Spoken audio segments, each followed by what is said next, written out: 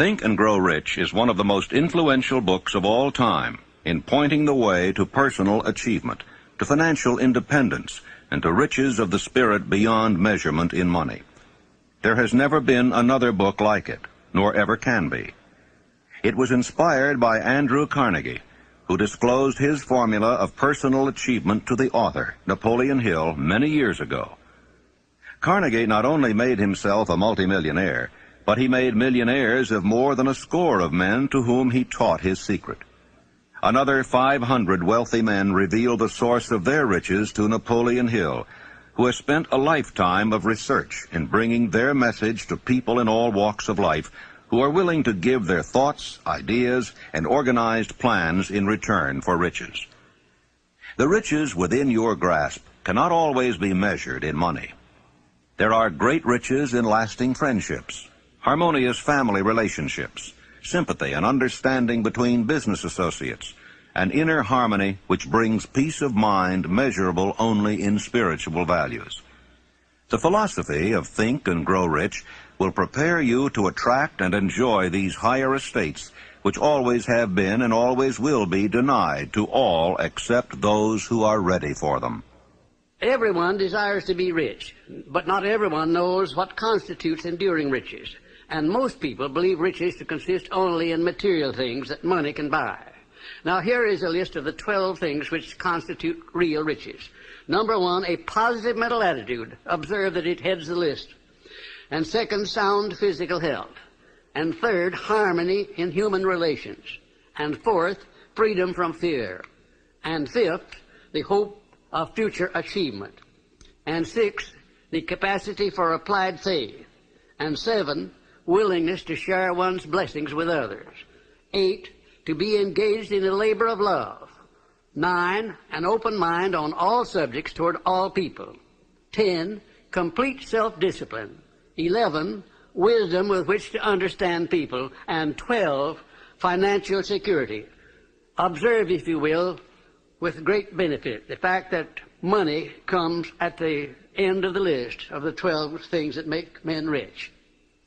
Be prepared when you begin to put the philosophy of Think and Grow Rich into action for a changed life which will not only ease the trials and stresses of living, but will also prepare you for the accumulation of material riches in abundance.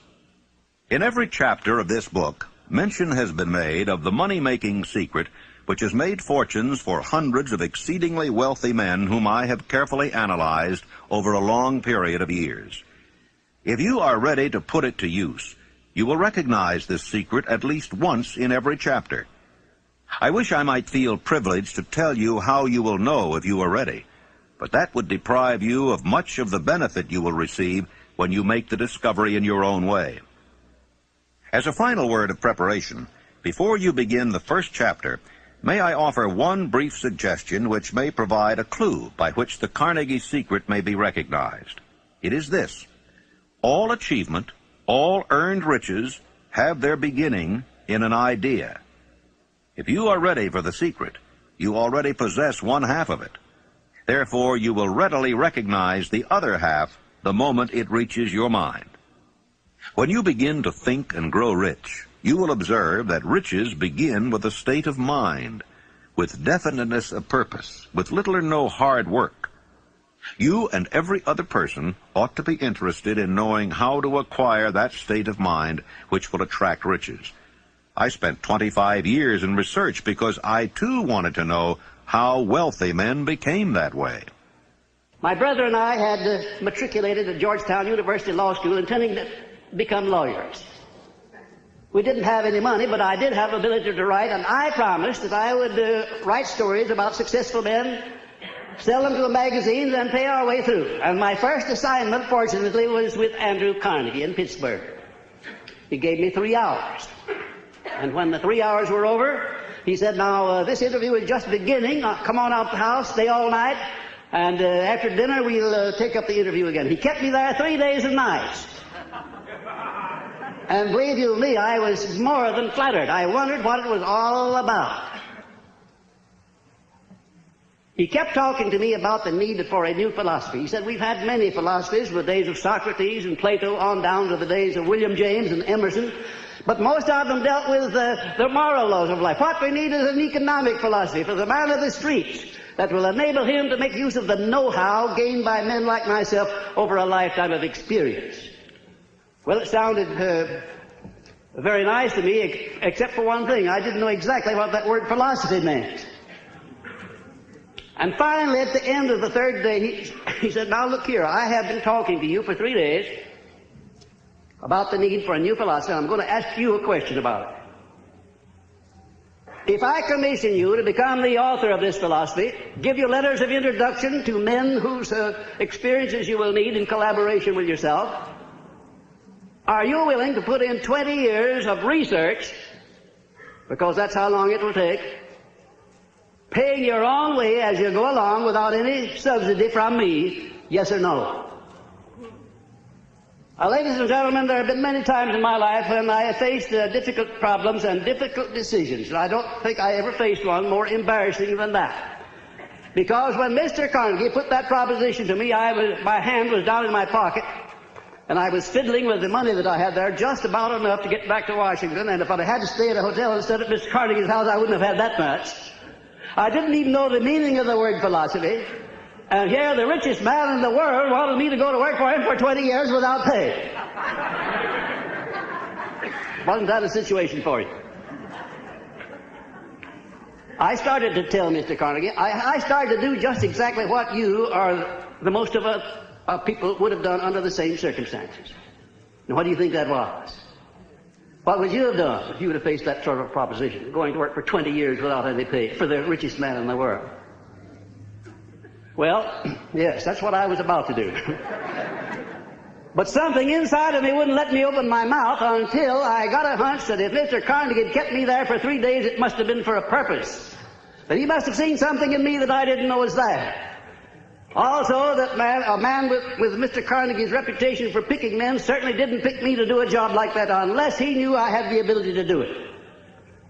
And whatever this something was, this silent, invisible person that was standing, looking over my shoulder and whispering in my ear, said, go ahead and tell him yes. I said, Mr. Carnegie, I not only will accept the commission, sir, but you may depend upon it that I will complete it. He said, I like the way you ended that sentence up, and I think you'll do it. You have the job. The only contribution Mr. Carnegie ever made to me outside of introducing me where I needed to be introduced was to pay my expenses in the early part of my relationship with him. The first man he sent me to see was Henry Ford. He said, I want you to go up to Detroit, become acquainted with Henry Ford, observe him carefully, because one of these days he's going to dominate the motor industry. And it's going to be second only to the steel industry. This was in 1908, the late fall of 1908, ladies and gentlemen. I went up there and spent 2 days trying to find Ford, and when I did find him, he came out of the rear of a shop where he'd been doing some experimenting with an old pair of overalls on, a plug hat or a derby hat that had been bashed in the crown, grease all over his hands. I remember he got my shirt sleeves dirty when I shook hands with him. And I sat down for a half hour with Mr. Ford, and about all of his conversation consisted of yes and no, mostly no. And I wondered how a man like Mr. Carnegie could have made a mistake like that. Imagine if Mr. Ford would ever be a leader in anything. Well, I won't tell you the rest of it. That's enough.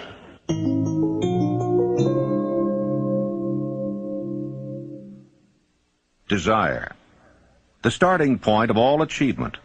The first step toward riches. A long while ago, a great warrior faced a situation which made it necessary for him to make a decision which ensured his success on the battlefield. He was about to send his armies against a powerful foe, whose men outnumbered his own. He loaded his soldiers into boats, sailed to the enemy's country, unloaded soldiers and equipment, then gave the order to burn the ships that had carried them. Addressing his men before the first battle, he said, "You see the boats going up in smoke. That means that we cannot leave these shores alive unless we win. We now have no choice. We win or we perish." They won.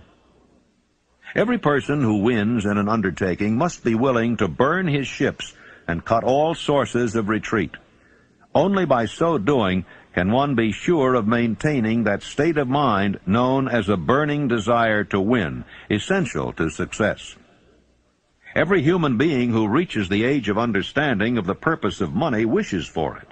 Wishing will not bring riches, but desiring riches with a state of mind that becomes an obsession, then planning definite ways and means to acquire riches, and backing those plans with persistence which does not recognize failure, will bring riches. 6 ways to turn desires into gold. The method by which desire for riches can be transmuted into its financial equivalent consists of 6 definite practical steps. That is, first, fix in your mind the exact amount of money you desire. It is not sufficient merely to say, "I want plenty of money." Be definite as to the amount. There is a psychological reason for definiteness, which will be described in a subsequent chapter. Second, determine exactly what you intend to give in return for the money you desire. There is no such reality as something for nothing. Third, establish a definite date when you intend to possess the money you desire. Fourth, create a definite plan for carrying out your desire, and begin at once, whether you are ready or not, to put this plan into action. Fifth, write out a clear, concise statement of the amount of money you intend to acquire, name the time limit for its acquisition, state what you intend to give in return for the money, and describe clearly the plan through which you intend to accumulate it. Sixth, read your written statement aloud twice daily, once just before retiring at night and once after arising in the morning. As you read, see and feel and believe yourself already in possession of the money.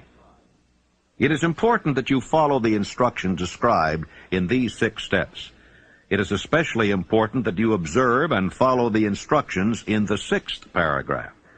You may complain that it's impossible for you to see yourself in possession of money before you actually have it.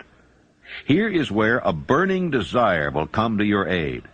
If you truly desire money so keenly that your desire is an obsession, you will have no difficulty in convincing yourself that you will acquire it. The object is to want money and to become so determined to have it that you convince yourself you will have it. Can you imagine yourself a millionaire?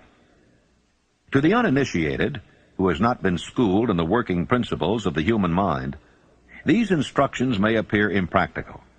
It may be helpful to all who fail to recognize the soundness of the 6 steps to know that the information they convey was received from Andrew Carnegie, who began as an ordinary laborer in the steel mills, but managed, despite his humble beginning, to make these principles yield him a fortune of considerably more than $100 million.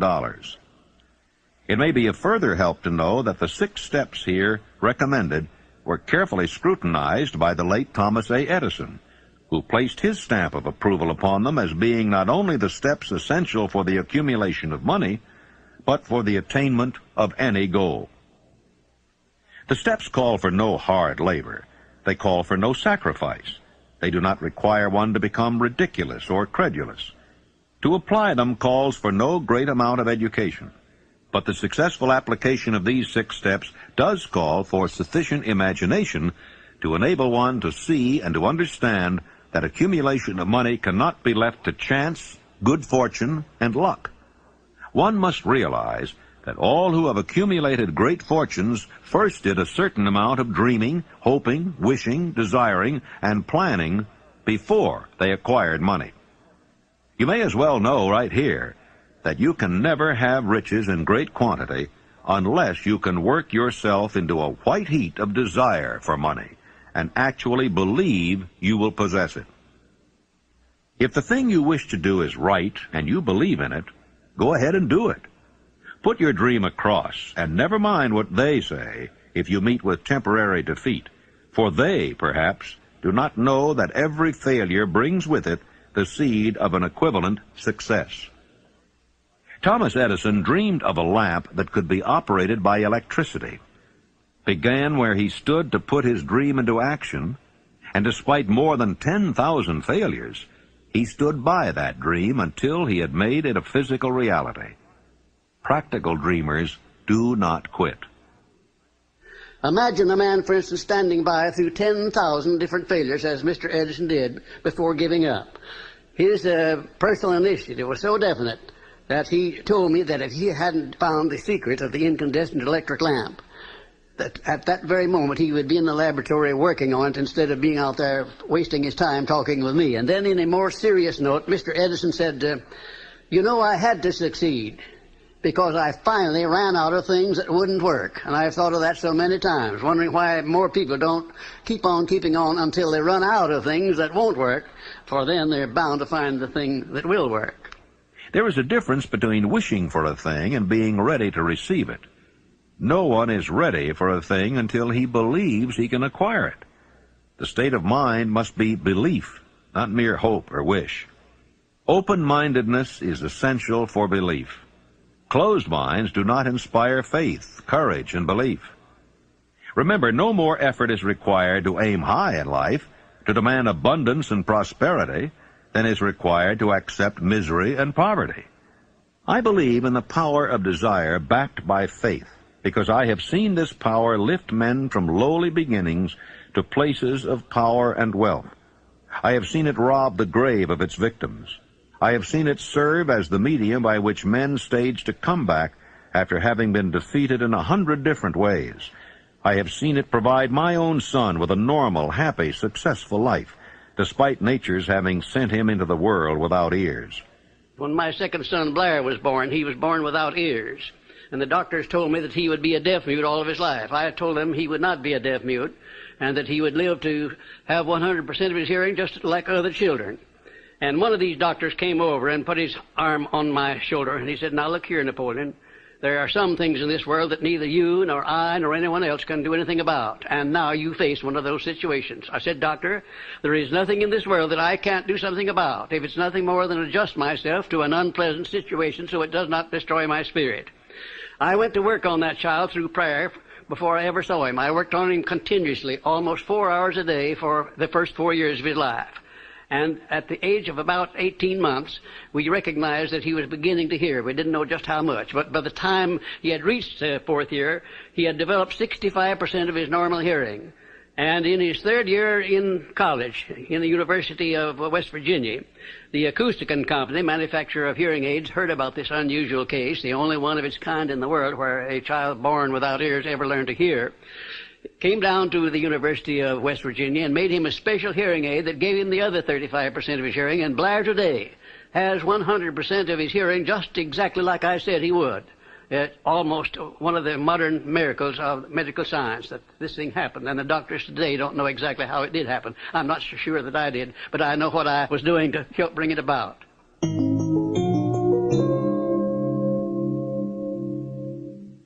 Faith is the head chemist of the mind. When faith is blended with thought, the subconscious mind instantly picks up the vibration, translates it into its spiritual equivalent, and transmits it to infinite intelligence, as in the case of prayer. The emotions of faith, love, and sex are the most powerful of all the major positive emotions. When the three are blended, they have the effect of coloring thought in such a way that it instantly reaches the subconscious mind, where it is changed into its spiritual equivalent, the only form that induces a response from infinite intelligence. How to develop faith? There comes now a statement which will give a better understanding of the importance the principle of autosuggestion assumes in the transmutation of desire into its physical or monetary equivalent. Namely, faith is a state of mind which may be induced or created by affirmation or repeated instructions to the subconscious mind through the principle of autosuggestion. Repetition of affirmation of orders to your subconscious mind is the only known method of voluntary development of the emotion of faith. No one is doomed to bad luck.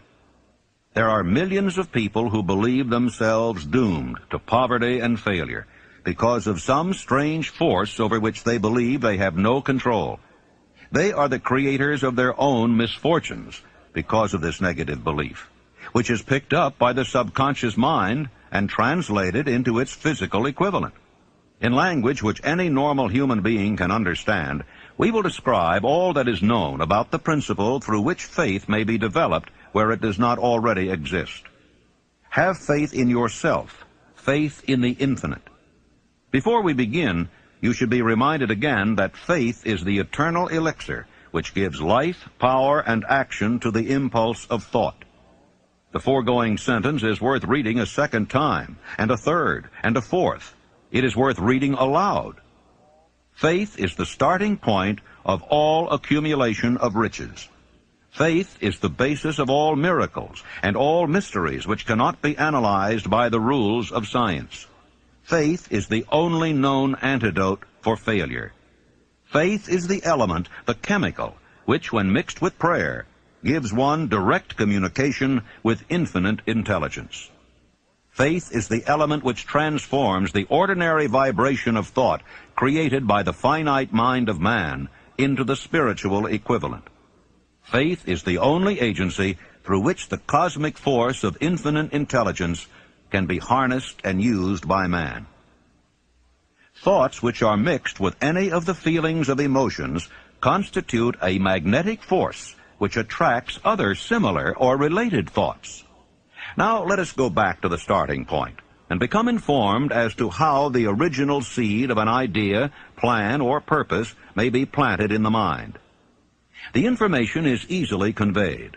Any idea, plan, or purpose may be placed in the mind through repetition of thought. This is why you are asked to write out a statement of your major purpose or definite chief aim, commit it to memory, and repeat it in audible words day after day until these vibrations of sound have reached your subconscious mind. Resolve to throw off the influences of any unfortunate environment and to build your own life to order. Taking inventory of mental assets and liabilities, you may discover that your greatest weakness is lack of self-confidence.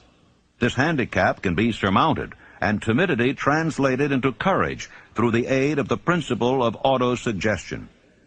The application of this principle may be made through a simple arrangement of positive thought impulses stated in writing, memorized, and repeated until they become a part of the working equipment of the subconscious faculty of your mind.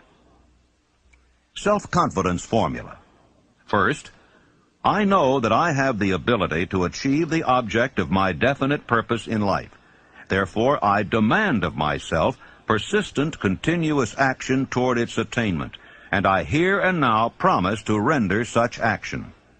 Second, I realize the dominating thoughts of my mind will eventually reproduce themselves in outward physical action and gradually transform themselves into physical reality.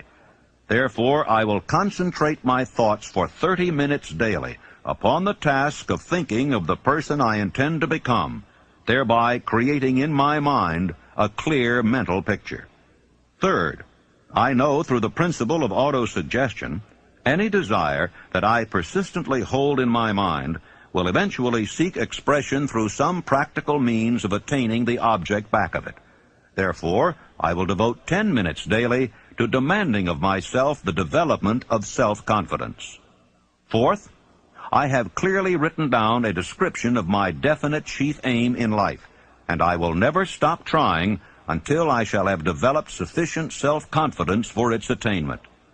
Fifth, I fully realize that no wealth or position can long endure unless built upon truth and justice. Therefore, I will engage in no transaction which does not benefit all whom it affects. I will succeed by attracting to myself the forces I wish to use and the cooperation of other people. I will induce others to serve me because of my willingness to serve others.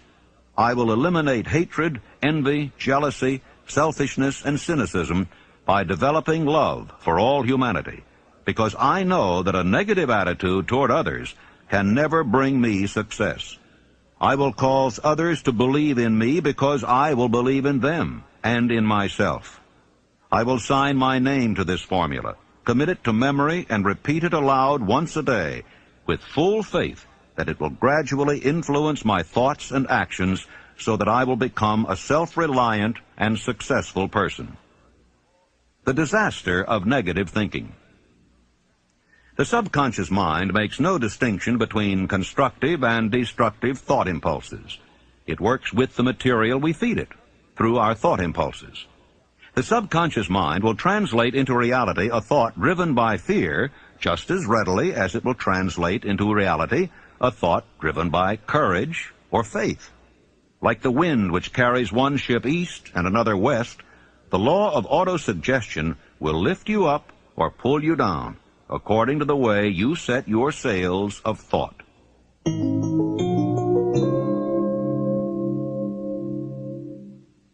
Autosuggestion, the medium for influencing the subconscious mind, the third step toward riches. Autosuggestion is a term which applies to all suggestions and all self-administered stimuli which reach one's mind through the five senses. Stated in another way, autosuggestion is self-suggestion. It is the agency of communication between that part of the mind where conscious thought takes place, and that which serves as the seat of action for the subconscious mind. See and feel money in your hands. You were instructed in the last of the 6 steps described in the chapter on desire to read aloud twice daily the written statement of your desire for money, and to see and feel yourself in possession of the money. By following these instructions, you communicate the object of your desire directly to your subconscious mind in a spirit of absolute faith. Through repetition of this procedure, you voluntarily create thought habits which are favorable to your efforts to transmute desire into its monetary equivalent.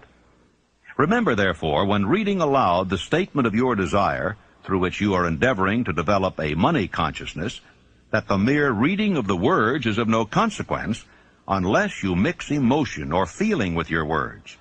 Your subconscious mind recognizes and acts only upon thoughts which have been well mixed with emotion or feeling. Plain, unemotional words do not influence the subconscious mind. You will get no appreciable results until you learn to reach your subconscious mind with thoughts or spoken words which have been well emotionalized with belief. Do not become discouraged if you cannot control and direct your emotions the first time you try to do so. Remember, there is no such possibility as something for nothing. You cannot cheat even if you desire to do so. The price of ability to influence your subconscious mind is everlasting persistence in applying the principles described here. You cannot develop the desired ability for a lower price. You and you alone must decide whether or not the reward for which you are striving, the money consciousness, is worth the price you must pay for it in effort. Your ability to use the principle of autosuggestion will depend very largely upon your capacity to concentrate upon a given desire until that desire becomes a burning obsession.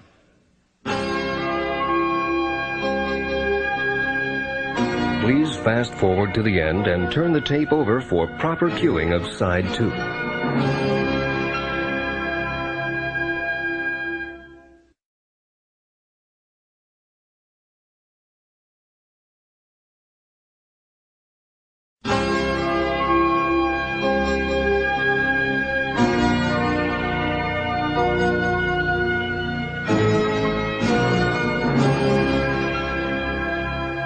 6 steps to stimulate your subconscious mind. The instructions given in connection with the 6 steps in the 2nd chapter will now be summarized and blended with the principles covered by this chapter as follows. First, go into some quiet spot, preferably in bed at night, where you will not be disturbed or interrupted. Close your eyes and repeat aloud, so you may hear your own words, the written statement of the amount of money you intend to accumulate, the time limit for its accumulation, and a description of the service or merchandise you intend to give in return for the money. As you carry out these instructions, see yourself already in possession of the money. For example, suppose that you intend to accumulate $50,000 by the 1st of January 5 years hence, that you intend to give personal services in return for the money in the capacity of a salesman. Your written statement of your purpose should be similar to the following.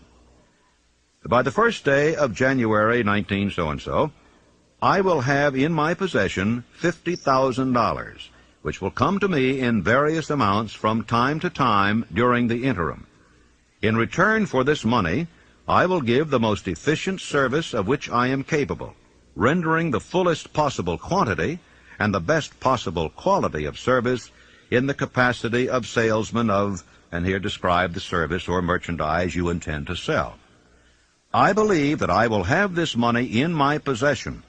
My faith is so strong that I can now see this money before my eyes. I can touch it with my hands.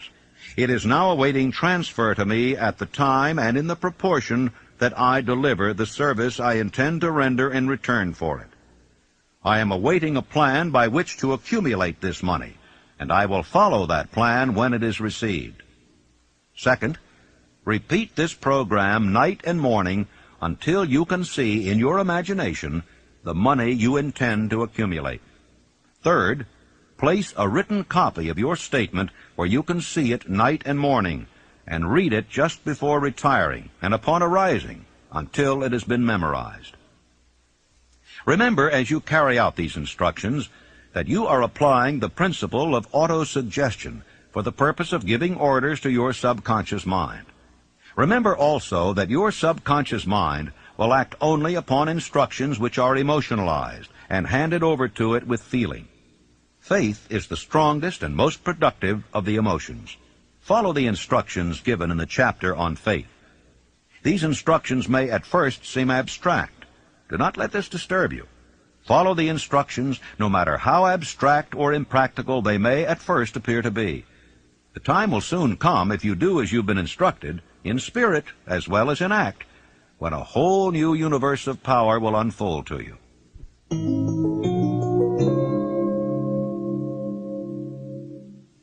Specialized knowledge, personal experiences or observations, the fourth step toward riches. There are two kinds of knowledge. One is general, the other is specialized. General knowledge, no matter how great in quantity or variety it may be, is of but little use in the accumulation of money. The faculties of the great universities possess in the aggregate practically every form of general knowledge known to civilization. Most of the professors have but little money. They specialize on teaching knowledge, but they do not specialize on the organization or the use of knowledge. Knowledge will not attract money unless it is organized and intelligently directed through practical plans of action to the definite end of accumulation of money. Lack of understanding of this fact has been the source of confusion to millions of people who falsely believe that knowledge is power. It is nothing of the sort. Knowledge is only potential power. It becomes power only when and if it is organized into definite plans of action and directed to a definite end. This missing link in all systems of education may be found in the failure of educational institutions to teach their students how to organize and use knowledge after they acquire it. Many people make the mistake of assuming that because Henry Ford had but little schooling, he was not a man of education. Those who make this mistake do not understand the real meaning of the word educate. That word is derived from the Latin word educo, meaning to educe, to draw out, to develop from within. An educated man is not necessarily one which has an abundance of general or specialized knowledge. An educated man is one who has so developed the faculties of his mind that he may acquire anything he wants or its equivalent without violating the rights of others. You must remember that Mr. Edison only had 3 months of schooling in his entire life. Although he chose a work that called for the application of many of the sciences, he knew nothing about any of them. Now, you may wish to ask how in the world did he get along with only 3 months of schooling in the business of inventing, dealing with the sciences, and yet knowing nothing about any of them. I've been asked that question many times. Well, the answer is very simple. He got along by surrounding himself with men who did understand the sciences, technical men, educated men, and he used their brains just as successfully as if he had had the knowledge himself. As a matter of fact, every successful man in the upper brackets of achievement makes use of other people's knowledge and their influence and their education under the mastermind principle. Then there would be Mr. Andrew Carnegie, my sponsor. He came over to this country in the steerage, didn't have enough money to pay first-class fare on the boat. And he rose to a high position in the world by surrounding himself with men who knew more than he did, who could do the things that he wanted done. And I could name 100 others who started in low positions and rose to high positions in life by associating themselves with other people under the mastermind principle. The accumulation of great fortunes calls for power, and power is acquired through highly organized and intelligently directed specialized knowledge. But that knowledge does not necessarily have to be in the possession of the man who accumulates the fortune. The preceding paragraph should give hope and encouragement to the man with ambition to accumulate a fortune who has not possessed himself of the necessary education to supply such specialized knowledge as he may require.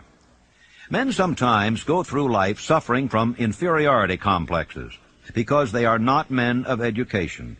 The man who can organize and direct a mastermind group of men who possess knowledge useful in the accumulation of money is just as much a man of education as any man in the group. Back of all ideas is specialized knowledge.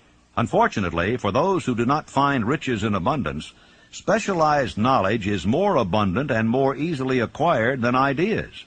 Because of this very truth, there is a universal demand and an ever-increasing opportunity for the person capable of helping men and women to sell their personal services advantageously.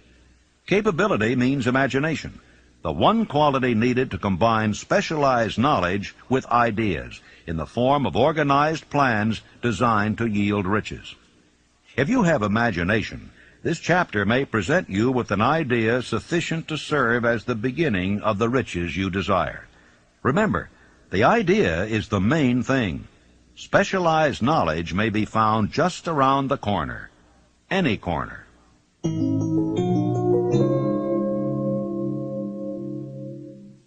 Imagination, the workshop of the mind, the fifth step toward riches. The imagination is literally the workshop wherein are fashioned all plans created by man. The impulse, the desire, is given shape, form, and action through the aid of the imaginative faculty of the mind. Two forms of imagination. The imaginative faculty functions in two forms. One is known as synthetic imagination, and the other as creative imagination. Synthetic imagination. Through this faculty, one may arrange old concepts, ideas, or plans into new combinations. This faculty creates nothing. It merely works with the material of experience, education, and observation with which it is fed. It is the faculty used most by the inventor, with the exception of the genius who draws upon the creative imagination when he cannot solve his problem through synthetic imagination. Creative imagination. Through the faculty of creative imagination, the finite mind of man has direct communication with infinite intelligence. It is the faculty through which hunches and inspirations are received. It is by this faculty that all basic or new ideas are handed over to man. It is through this faculty that one individual may tune in or communicate with the subconscious minds of other men. Center your attention for the time being on the development of the synthetic imagination, because this is the faculty which you will use more often in the process of converting desire into money. Transformation of the intangible impulse of desire into the tangible reality of money calls for the use of a plan or plans. These plans must be formed with the aid of the imagination, and mainly with the synthetic faculty. The laws that lead to fortune. The earth on which you live, you yourself, and every other material thing, are the result of evolutionary change through which microscopic bits of matter have been organized and arranged in an orderly fashion. Moreover, and this statement is of stupendous importance, this earth, every one of the billions of individual cells of your body and every atom of matter began as an intangible form of energy. Desire is thought impulse. Thought impulses are forms of energy. When you begin with a thought impulse, desire to accumulate money, you are drafting into your service the same stuff that nature used in creating this earth and every material form in the universe, including the body and brain in which the thought impulses function. If you are one of those who believe that hard work and honesty alone will bring riches, perish the thought. It is not true. Riches, when they come in huge quantities, are never the result of hard work alone. Riches come, if they come at all, in response to definite demands based upon the application of definite principles, and not by chance or luck. Generally speaking, an idea is an impulse of thought that impels action by an appeal to the imagination. All master salesmen know that ideas can be sold where merchandise cannot. Ordinary salesmen do not know this. That is why they are ordinary. There was Clarence Saunders, one of my outstanding students of Memphis, Tennessee. Clarence worked in a grocery store, delivering groceries, more or less. And he had a great amount of enthusiasm and also a keen imagination. He was constantly trying to interest his employer in new and improved methods of merchandising. And finally, the employer became so peeved at Clarence for wasting his time with what he called foolish suggestions that he told him that if he came in with another one, he was going to fire him. Shortly thereafter, a cafeteria was opened in Memphis, Tennessee, the first cafeteria that came there. And when Clarence went out to his lunch that day, he saw a great line of people extending out onto the sidewalk, waiting to be served in the cafeteria.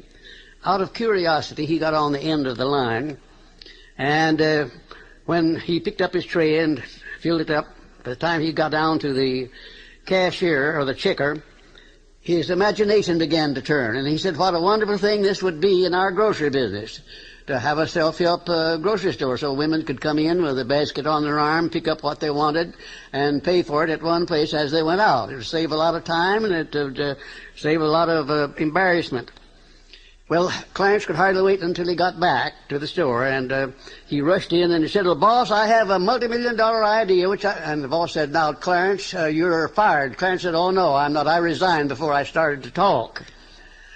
Later on, I talked to the man who was Clarence's boss, and he said as near as he could figure, every word that he used in trying to fire Clarence had cost him $1 million.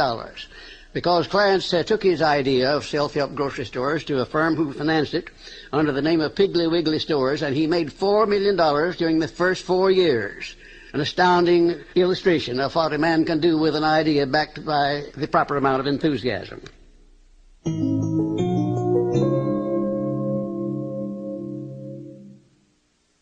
Organized planning, the crystallization of desire into action, the sixth step toward riches. You have learned that everything man creates or acquires begins in the form of desire.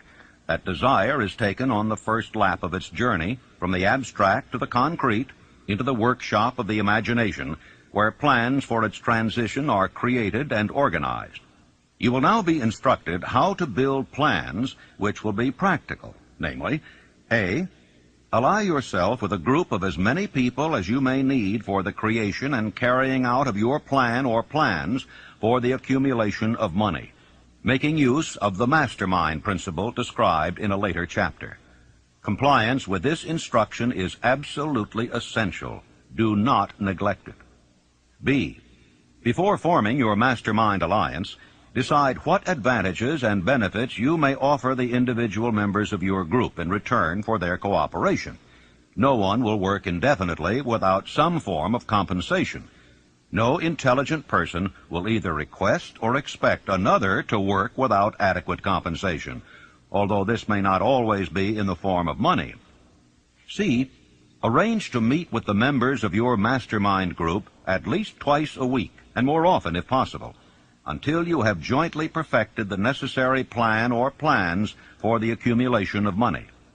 D, maintain perfect harmony between yourself and every member of your mastermind group. If you fail to carry out this instruction to the letter, you may expect to meet with failure. The mastermind principle cannot obtain where perfect harmony does not prevail. Keep in mind these facts. First, you are engaged in an undertaking of major importance to you. To be sure of success, you must have plans which are faultless. Second, you must have the advantage of the experience, education, native ability, and imagination of other minds. This is in harmony with the methods followed by every person who has accumulated a great fortune. The most intelligent man living cannot succeed in accumulating money, nor in any other undertaking, without plans which are practical and workable. Just keep this fact in mind, and remember when your plans fail that temporary defeat is not permanent failure. It may only mean that your plans have not been sound. Build other plans. Start all over again. No follower of this philosophy can reasonably expect to accumulate a fortune without experiencing temporary defeat. When defeat comes, accept it as a signal that your plans are not sound. Rebuild those plans and set sail once more toward your coveted goal. If you give up before your goal has been reached, you are a quitter. A quitter never wins, and a winner never quits. Lift this sentence out. Write it on a piece of paper in letters an inch high, and place it where you will see it every night before you go to sleep, and every morning before you go to work. Take my son Blair, for instance, who was born without any sign of ears. As a result of that adversity, he was trained to believe that it was not an adversity, that it was a blessing, because it would cause people to recognize his condition, and they'd go out of their way to be kind to him, and that's exactly the way it turned out. I have often said that my son Blair has made it possible to get through life with less resistance than his other two brothers, who have all of their faculties. Adversity. I think I can tell you, had it not been for the many adversities which I experienced in the early part of my work with Andrew Carnegie, I never would have completed the science of personal achievement.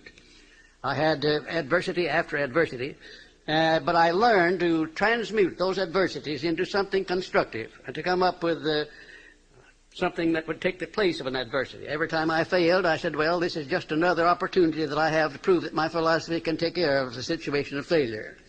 I learned to transmute all failures into successes. I also learned the difference between temporary defeat and failure. Most people accept defeat as permanent failure. Defeat is never failure. No circumstance is ever failure until it is accepted by the individual as such. And that's one of the greatest things that I learned about this principle of profiting by adversity.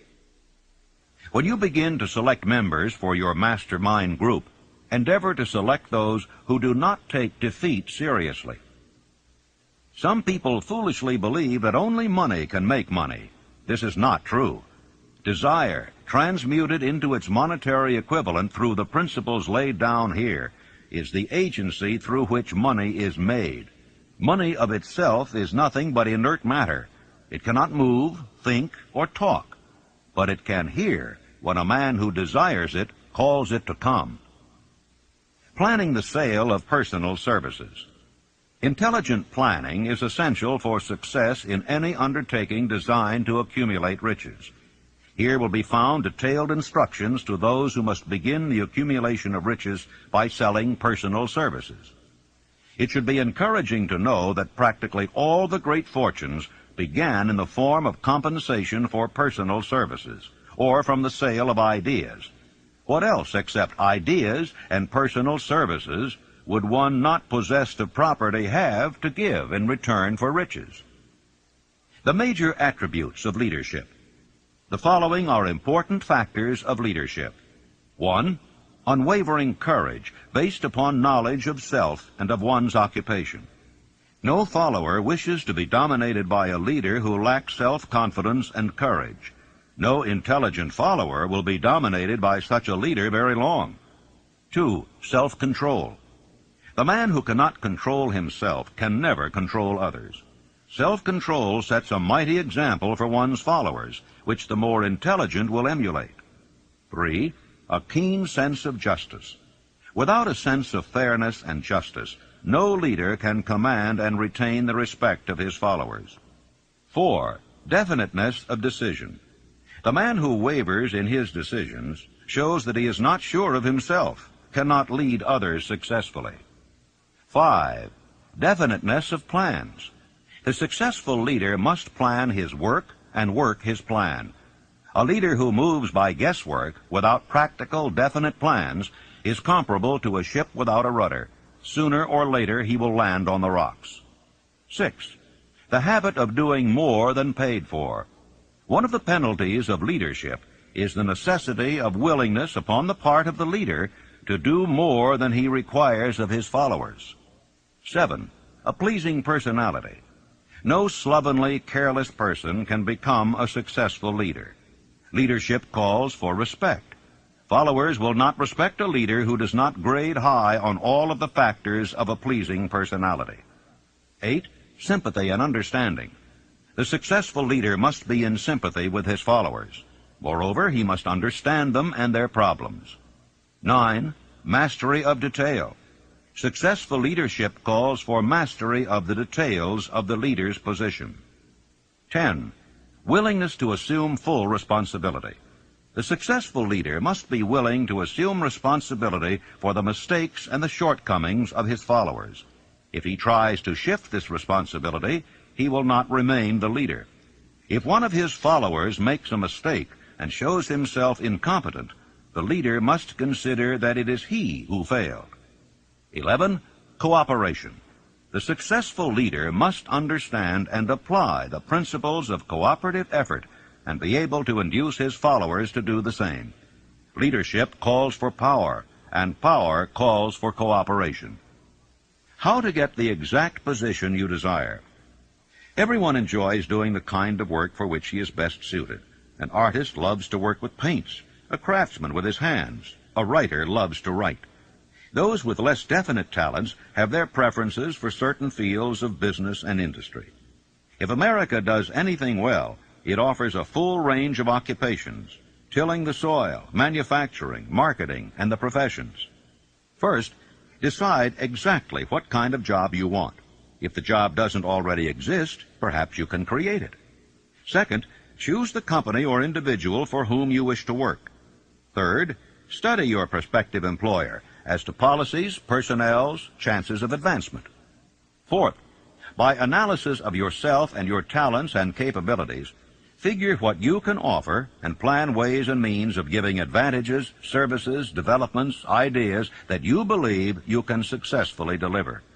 Fifth, forget about a job. Forget whether or not there is an opening. Forget the usual routine of, have you got a job for me? Concentrate on what you can give. Sixth, once you have your plan in mind, arrange with an experienced writer to put it on paper in neat form and in full detail. Seventh, present it to the proper person with authority, and he will do the rest. Every company is looking for men who can give something of value, whether it be ideas, services, or connections. Every company has room for the man who has a definite plan of action which is to the advantage of that company. This line of procedure may take a few days or weeks of extra time, but the difference in income, in advancement, and in gaining recognition will save years of hard work at small pay. It has many advantages, the main one being that it will often save from 1 to 5 years of time in reaching a chosen goal. Every person who starts or gets in halfway up the ladder does so by deliberate and careful planning. For instance, back in the early days when I wanted to get a job from a certain firm while I was going to high school, here's the way I went about it. I wrote an application stating my qualifications and my desire for the job. The answer came back, no, too sorry, no position open. Next, I sent a telegram. Answer was still no. And next, I sent a special delivery letter every day for a week. Answer was still no. Next, I sent a special delivery every hour for 2 days. And the firm telegraphed me to come and go to work. Every person must be his own salesman of personal services.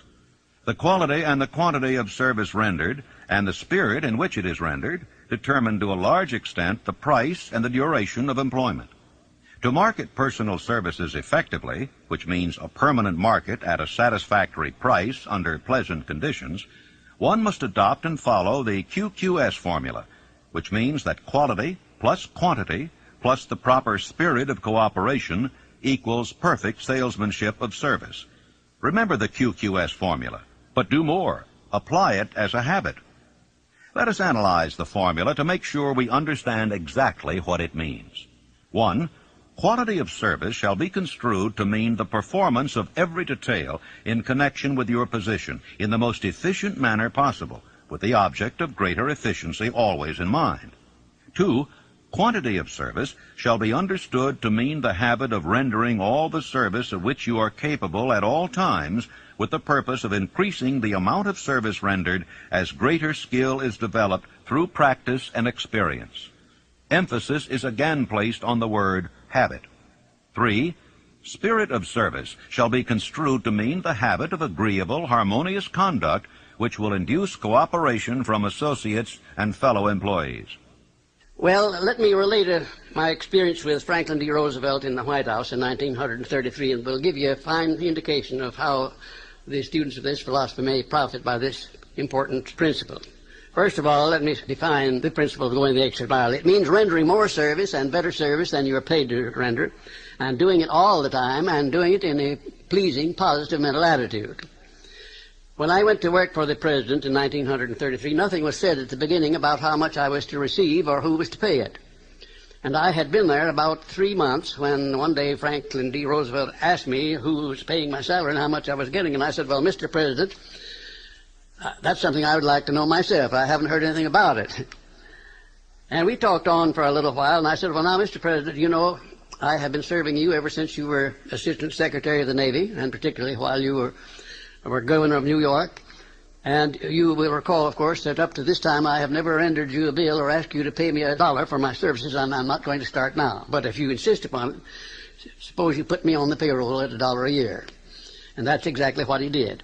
Well, I took my typewriter down to the White House, and when I wasn't actually serving the President or some member of his staff or cabinet, I started writing books. I wrote 6 books that first year, among them Think and Grow Rich, the book that has made me popular all over the world, you might say. I had no intention of publishing that book when I was writing it. I was writing it to myself to keep my mind positive in those days of chaos. Well, some 3 years after I left the service of the President, I got out these manuscripts and read them, and I made up my mind that the only one worth publishing was Think and Grow Rich. And when I took it to my publisher, he said, well, what is in this book that leads you to believe it would sell? I said, you will have to read it to find out. He took it home with him and read it. He had his whole staff read it paragraph by paragraph, and then they took a vote on it, and they voted unanimously that it was the best manuscript that ever came to that publishing house. They printed it, put it to work, and it's been selling as a bestseller all over the world up to this time. It has grossed over $18 million, and probably will gross many more millions of dollars while I'm still alive. It's been translated into many languages. It was endorsed by Mahatma Gandhi and distributed widely throughout India. It went from there to Brazil, where it was translated into the Portuguese language and is widely distributed throughout Latin America.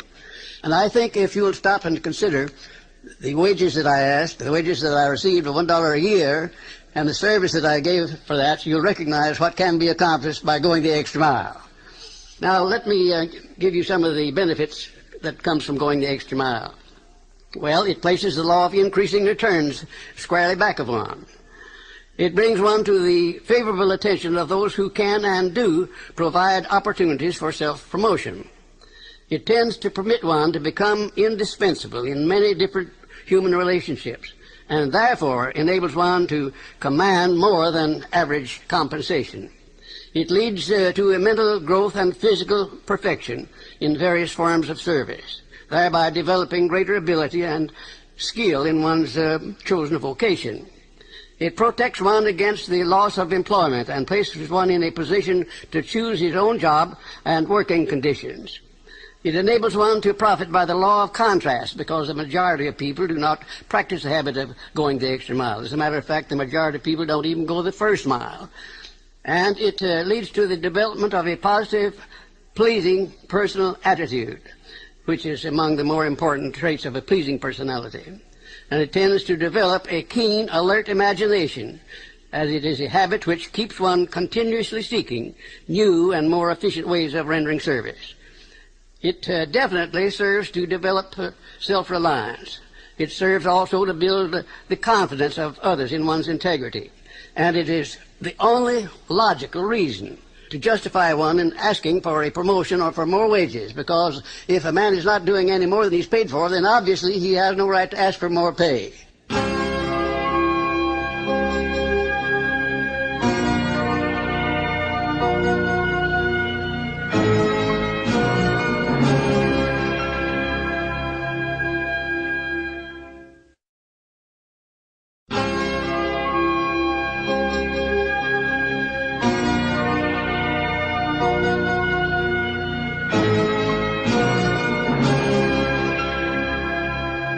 Do you know your own worth?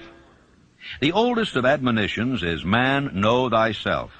If you market merchandise successfully, you must know the merchandise. The same is true in marketing personal services. You should know all of your weaknesses in order that you may either bridge them or eliminate them entirely. You should know your strength in order that you may call attention to it when selling your services. You can know yourself only through accurate analysis. Take inventory of yourself. Annual self-analysis is an essential in the effective marketing of personal services, as is annual inventory in merchandising. Moreover, the yearly analysis should disclose a decrease in faults and an increase in virtues. One goes ahead, stands still, or goes backward in life. One's object should be, of course, to go ahead. Annual self-analysis will disclose whether advancement has been made, and if so, how much. It will also disclose any backward steps one may have made. The effective marketing of personal services requires one to move forward even if the progress is slow.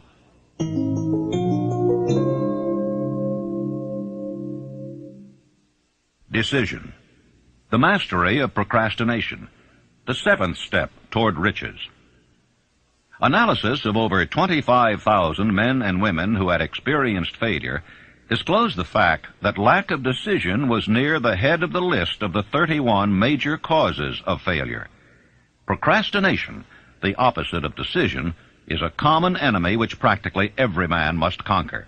Analysis of several hundred people who had accumulated fortunes well beyond the $1 million mark disclosed the fact that every one of them had the habit of reaching decisions promptly and of changing these decisions slowly if and when they were changed. People who fail to accumulate money, without exception, have the habit of reaching decisions, if at all, very slowly, and of changing these decisions quickly and often. Tips on making your own decisions.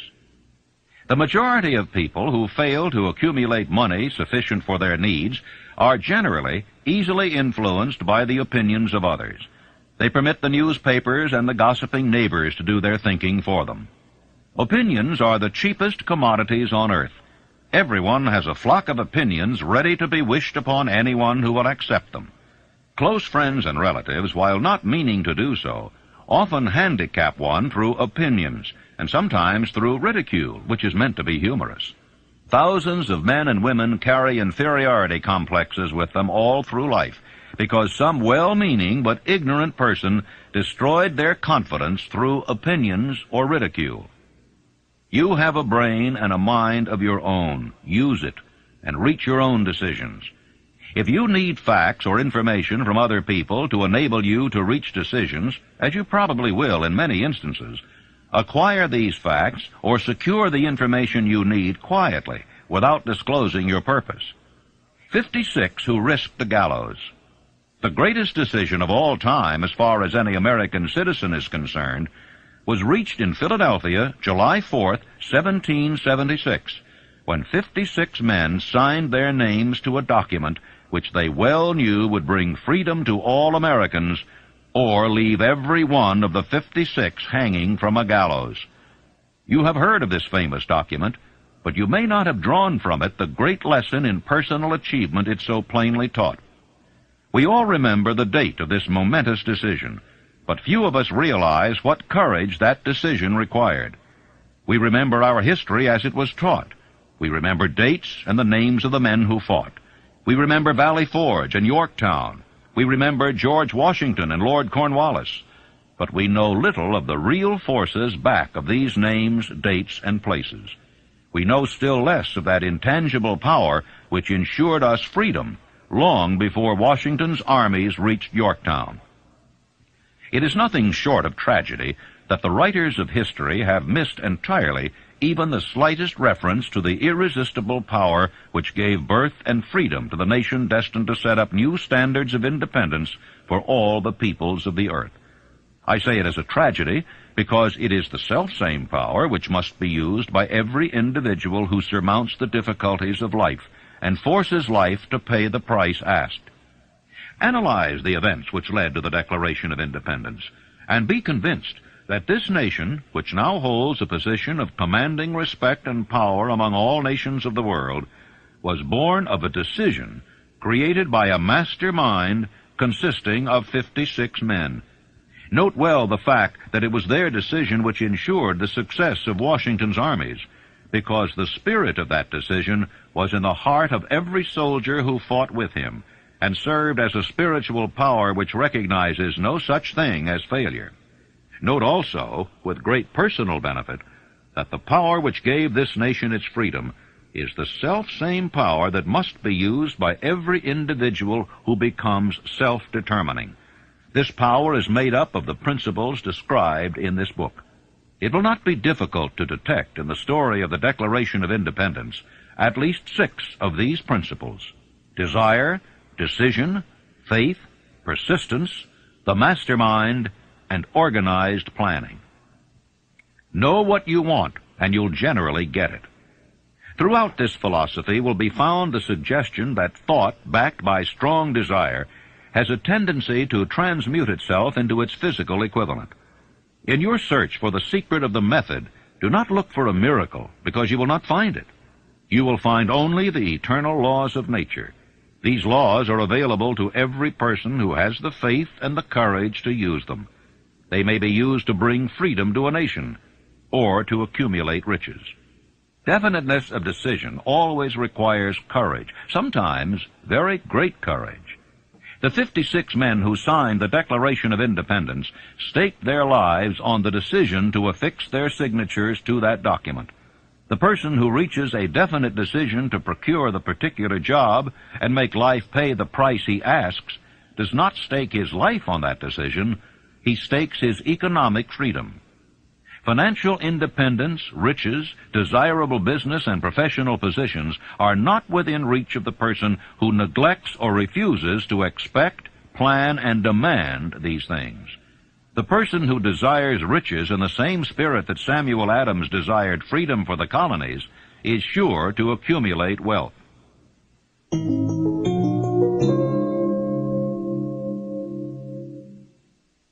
Persistence, the sustained effort necessary to induce faith.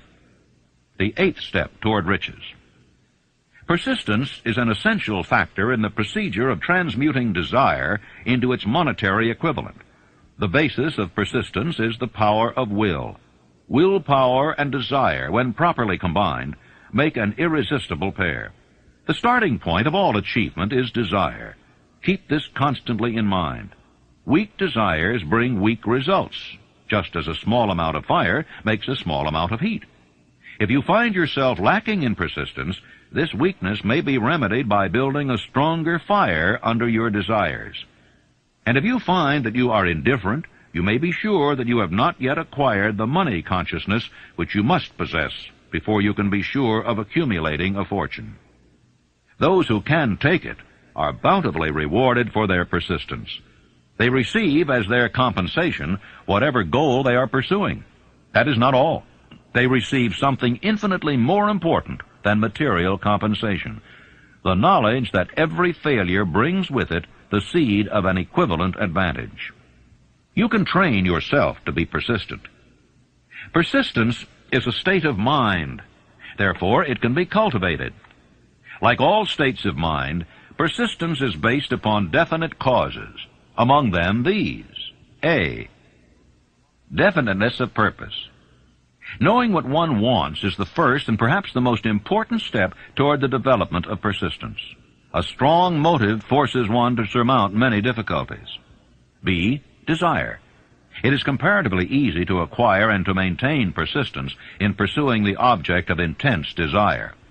C. Self-reliance. Belief in one's ability to carry out a plan encourages one to follow the plan through with persistence. Self-reliance can be developed through the principle described in the chapter on autosuggestion. D. Definiteness of plans. Organized plans, even though they may be weak and entirely impractical, encourage persistence. E. Accurate knowledge. Knowing that one's plans are sound, based upon experience or observation, encourages persistence. Guessing instead of knowing destroys persistence. F. Cooperation. Sympathy, understanding, and harmonious cooperation with others tend to develop persistence. G. Willpower. The habit of concentrating one's thoughts upon the building of plans for the attainment of a definite purpose leads to persistence. H. Habit. Persistence is the direct result of habit. The mind absorbs and becomes a part of the daily experiences upon which it feeds. Fear, the worst of all enemies, can be effectively cured by forced repetition of acts of courage. Everyone who has seen active service in war knows this. Take your own persistence inventory. Before leaving the subject of persistence, take inventory of yourself and determine in what particular, if any, you are lacking in this essential quality. Measure yourself courageously, point by point, and see how many of the 8 factors of persistence you lack. The analysis may lead to discoveries that will give you a new grip on yourself. If you fear criticism, let us examine some of the symptoms of the fear of criticism. The majority of people permit relatives, friends, and the public at large to so influence them that they cannot live their own lives because they fear criticism. Huge numbers of people make mistakes in marriage, stand by the bargain, and go through life miserable and unhappy because they fear criticism, which may follow if they correct the mistake. Anyone who has submitted to this form of fear knows the irreparable damage it does by destroying one's ambition and the desire to achieve. Millions of people neglect to acquire belated educations after having left school because they fear criticism. Countless numbers of men and women, both young and old, permit relatives to wreck their lives in the name of duty because they fear criticism. Duty does not require any person to submit to the destruction of his personal ambitions and the right to live his own life in his own way. People refuse to take chances in business because they fear the criticism which may follow if they fail. The fear of criticism in such cases is stronger than the desire for success. How to develop persistence? There are 4 simple steps which lead to the habit of persistence. They call for no great amount of intelligence, no particular amount of education, and but little time or effort. The necessary steps are 1. A definite purpose backed by burning desire for its fulfillment. 2. A definite plan expressed in continuous action. 3. A mind closed tightly against all negative and discouraging influences, including negative suggestions of relatives, friends, and acquaintances. 4. A friendly alliance with one or more persons who will encourage one to follow through with both plan and purpose. These 4 steps are essential for success in all walks of life. The entire purpose of the 13 principles of this philosophy is to enable one to take these 4 steps as a matter of habit. These are the steps by which one may control one's economic destiny. They are the steps that lead to freedom and independence of thought. They are the steps that lead to riches in small or great quantities. They lead the way to power, fame, and worldly recognition. They are the 4 steps which guarantee favorable breaks. They are the steps that convert dreams into physical realities. They lead also to the mastery of fear, discouragement, and indifference. There is a magnificent reward for all who learn to take these 4 steps. It is the privilege of writing one's own ticket and of making life yield whatever price is asked. How to master difficulties? What mystical power gives to men of persistence the capacity to master difficulties? Does the quality of persistence set up in one's mind some form of spiritual, mental, or chemical activity which gives one access to supernatural forces? Does infinite intelligence throw itself on the side of the person who still fights on after the battle has been lost, with the whole world on the opposing side? You may be interested in knowing that I had the help of some 500 of the most successful men in America to help me create the science of personal achievement. Among them were such men as Thomas A. Edison, Henry Ford, John Wanamaker. Let me tell you about one man, perhaps my most outstanding student, who has made a tremendous success of his life by applying definiteness of purpose. His name is W. Clement Stone, president of the Combined Insurance Company of America. Right after Think and Grow Rich was published in 1937, someone gave Mr. Stone a copy of this book, and he was so impressed by it that he laid out a 20-year plan for himself. At that time, he was selling insurance, I suppose making $200 or $300, maybe $400 a week at the most. Now, his plan called for him to own a company of his own within 20 years and for him to be president of it, and his personal fortune to be not less than $10 million. Well, long before the 20 years were up, he was the president and majority owner of 4 large insurance companies. His personal fortune was over $35 million, and today it is estimated that his fortune is over $100 million. And he attributes his success entirely to the application of the famous Andrew Carnegie philosophy, and particularly to the application of definiteness of purpose. His 2,000 salesmen are known to be the most successful men in the insurance field, and every one of those 2,000 men has been taught to use the science of personal achievement and to emphasize the principle of definiteness of purpose.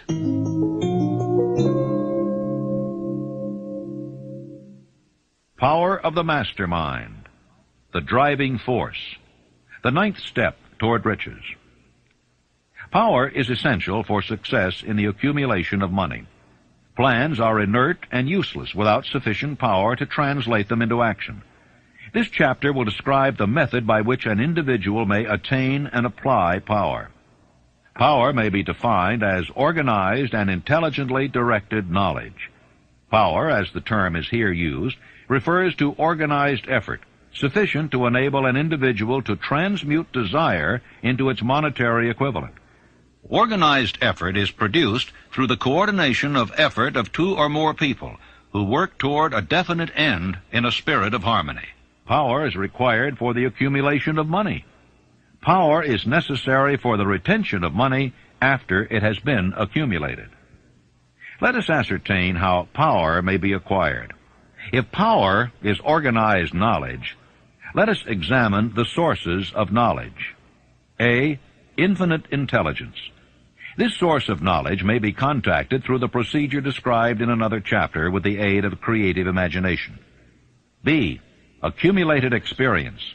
The accumulated experience of man, or that portion of it which has been organized and recorded, may be found in any well-equipped public library.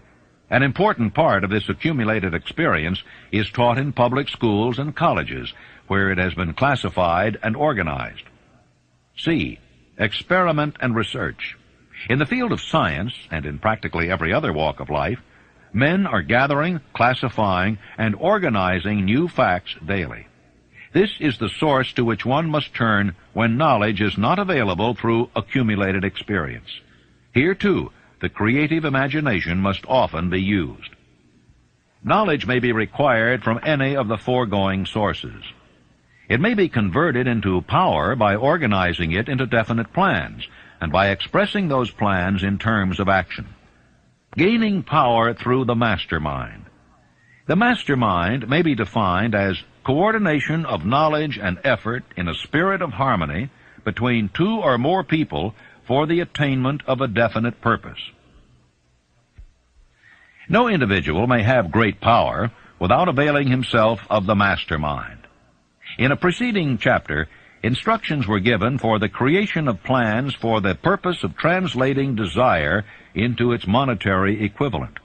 If you carry out these instructions with persistence and intelligence and use discrimination in the selection of your mastermind group, your objective will have been halfway reached even before you begin to recognize it. So you may better understand the intangible potentialities of power available to you through a properly chosen mastermind group. We will here explain the 2 characteristics of the mastermind principle, one of which is economic in nature and the other psychic. The economic feature is obvious. Economic advantages may be created by any person who surrounds himself with the advice, counsel, and personal cooperation of a group of men who are willing to lend him wholehearted aid in a spirit of perfect harmony. This form of cooperative alliance has been the basis of nearly every great fortune. Your understanding of this great truth may definitely determine your financial status.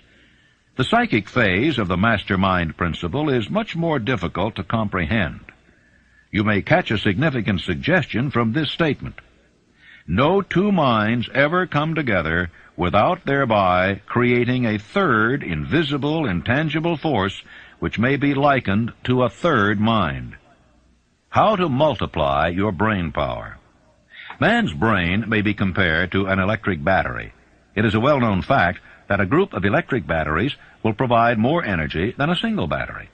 It is also a well-known fact that an individual battery will provide energy in proportion to the number and capacity of the cells it contains. The brain functions in a similar fashion. This accounts for the fact that some brains are more efficient than others, and leads to this significant statement: a group of brains, coordinated or connected in a spirit of harmony, will provide more thought energy than a single brain, just as a group of electric batteries will provide more energy than a single battery. Through this metaphor, it becomes immediately obvious that the mastermind principle holds the secret of the power wielded by men who surround themselves with other men of brains. There follows now another statement which will lead still nearer to an understanding of the psychic phase of the mastermind principle. When a group of individual brains are coordinated and function in harmony, the increased energy created through that alliance becomes available to every individual brain in the group. It is a well-known fact that Henry Ford began his business career under the handicap of poverty, illiteracy, and ignorance. It is an equally well-known fact that within the inconceivably short period of 10 years, Mr. Ford mastered these three handicaps, and that within 25 years, he made himself one of the richest men in America. Connect with this fact the additional knowledge that Mr. Ford's most rapid strides became noticeable from the time he became a personal friend of Thomas A. Edison, and you will begin to understand what the influence of one mind upon another can accomplish. Go a step farther and consider the fact that Mr. Ford's most outstanding achievements began from the time that he formed the acquaintance of Harvey Firestone, John Burroughs, and Luther Burbank, each a man of great brain capacity. And you will have further evidence that power may be produced through friendly alliance of minds. Let me tell you about my experience in helping Franklin D. Roosevelt to create a mastermind which broke the back of the Depression in 1933. Shortly after the President entered the White House, he sent for me to come and go to work for him. We created one of the most outstanding masterminds that this nation has ever known, perhaps. It consisted of both houses of Congress working in harmony with the President, something that never had been done before and never has been done since, probably to the extent that we accomplished it there in 1933. The majority of the newspaper publishers of America, regardless of their political leanings, practically every one of them got behind the President as a result of this mastermind operation which we set up at the White House. And the radio station operators, without any reference whatsoever to their political leanings, they got behind the President and they used the material which I prepared to send out to go over the air. In other words, material that we used to sell the good features of the United States instead of dwelling upon the bad ones. And then the churches of all denominations, I have never seen such a job as they did. The priests and the clergymen of all denominations went into their pulpits and they did a wonderful job of selling the United States of America to the people. Then the leaders of both the major political parties, they crossed party lines. There were no Democrats and no Republicans, no anything else in Congress. They were nothing but Americans helping the President of the United States to bring this country out of chaos. And then most of all, there was a majority of the American people of all political and religious leanings. I have never seen the people of the United States get behind a president so squarely as they did behind FDR in those perilous days of 1933. Now, here was a mastermind alliance that served a great purpose at a time of need. And I hope to see the time come when I may contribute my services in building a mastermind alliance that will permanently serve the President of the United States as it did in 1933.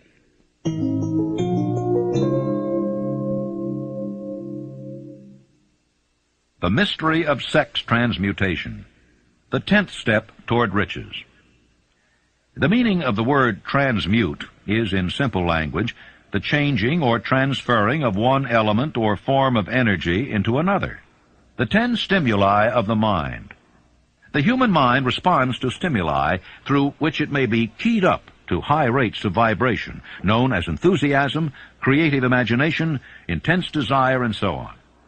The stimuli to which the mind responds most freely are 1.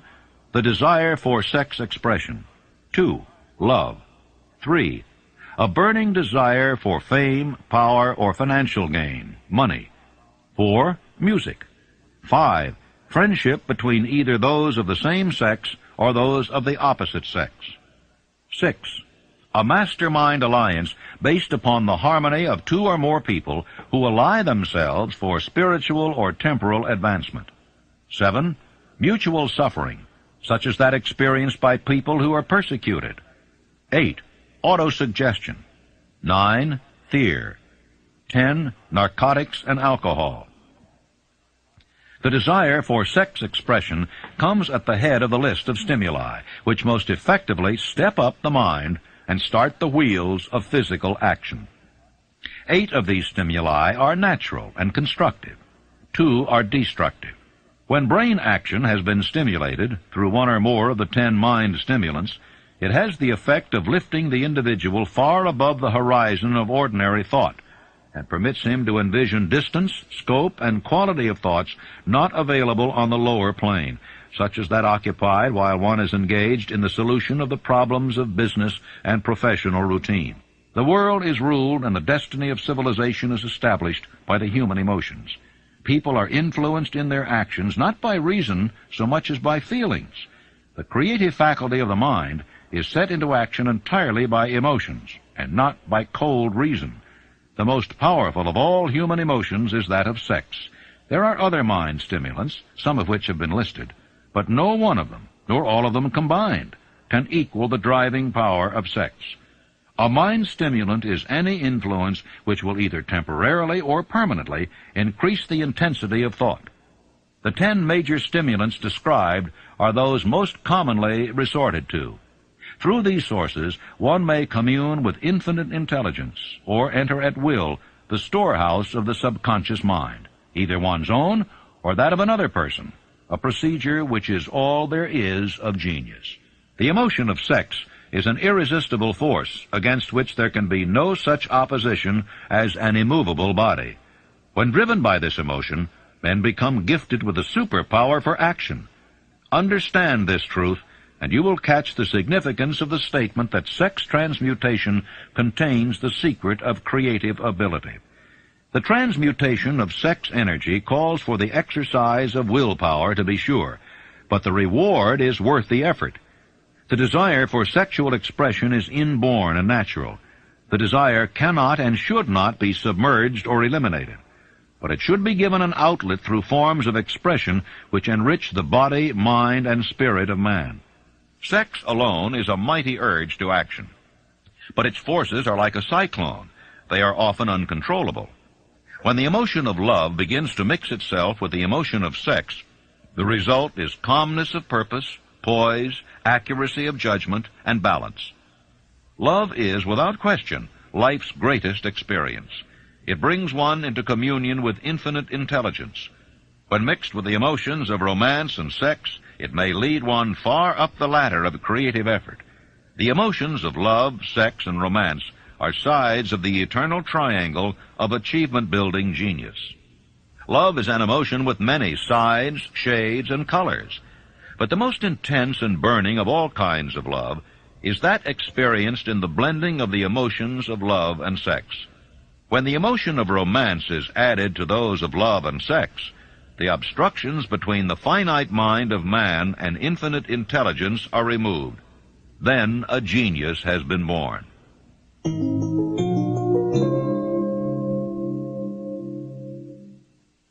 The subconscious mind, the connecting link, the 11th step toward riches. The subconscious mind consists of a field of consciousness in which every impulse of thought that reaches the conscious mind through any of the 5 senses is classified and recorded, and from which thoughts may be recalled or withdrawn as letters may be taken from a filing cabinet. It receives and files sense impressions or thoughts, regardless of their nature. You may voluntarily plant in your subconscious mind any plan, thought, or purpose which you desire to translate into its physical or monetary equivalent.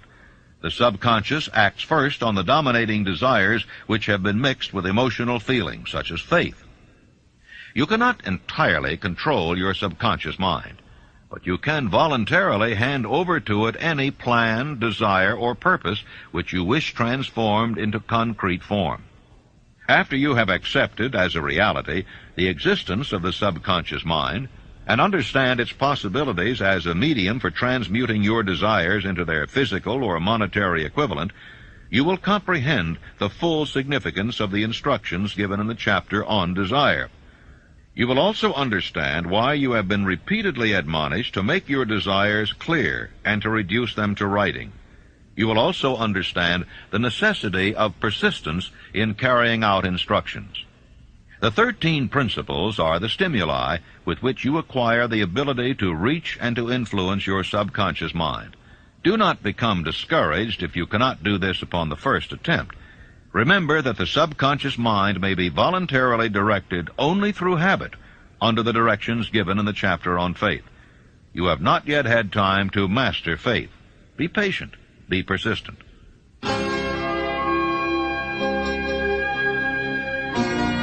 Please fast forward to the end and turn the tape over for proper cueing of side 4.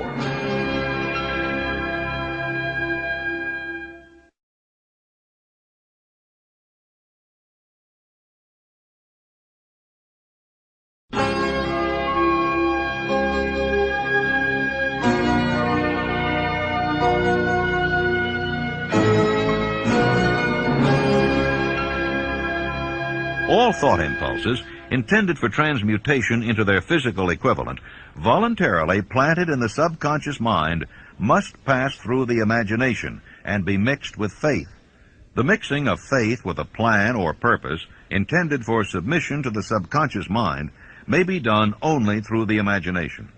From these statements, you will readily observe that voluntary use of the subconscious mind calls for coordination and application of all the principles. You are preparing yourself to influence and control the inner audience of your subconscious mind in order to hand over to it the desire for money, which you wish transmuted into its monetary equivalent. It is essential, therefore, that you understand the method of approach to this inner audience. You must speak its language, or it will not heed your call. It understands best the language of emotion or feeling. Let us therefore describe here the 7 major positive emotions and the 7 major negative emotions, so that you may draw upon the positives and avoid the negatives when giving instructions to your subconscious mind. The 7 major positive emotions: the emotion of desire, the emotion of faith, the emotion of love, the emotion of sex, the emotion of enthusiasm, the emotion of romance, the emotion of hope. There are other positive emotions, but these are the 7 most powerful and the ones most commonly used in creative effort. Master these 7 emotions. They can be mastered only by use, and the other positive emotions will be at your command when you need them. Remember in this connection that you are studying a book which is intended to help you develop a money consciousness by filling your mind with positive emotions. The 7 major negative emotions to be avoided: the emotion of fear, the emotion of jealousy, the emotion of hatred, the emotion of revenge, the emotion of greed, the emotion of superstition, the emotion of anger. Positive and negative emotions cannot occupy the mind at the same time. One or the other must dominate. It is your responsibility to make sure that positive emotions constitute the dominating influence of your mind. Here the law of habit will come to your aid. Form the habit of applying and using the positive emotions. Eventually they will dominate your mind so completely that the negatives cannot enter it. Only by following these instructions literally and continuously can you gain control over your subconscious mind. The presence of a single negative in your conscious mind is sufficient to destroy all chances of constructive aid from your subconscious mind.